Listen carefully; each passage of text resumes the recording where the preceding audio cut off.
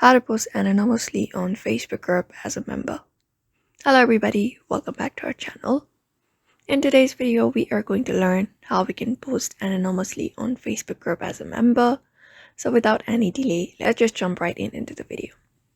Before starting, you need to understand that in the Facebook group, if you want to post anonymously, the admin should allow you to have that feature available. If that admin has turned off the feature, you won't be able to post anonymously.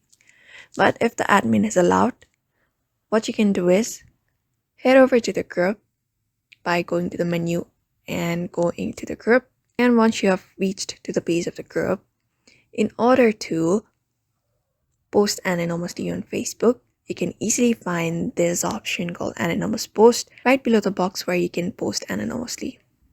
So just go ahead and tap on it and tap on got it after you read it.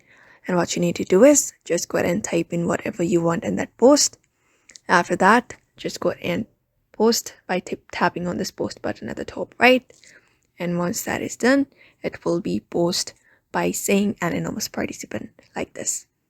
So that is how you come in anonymously on a Facebook group by following up this method. So therefore, I hope this video was helpful to you. And thank you for watching this video.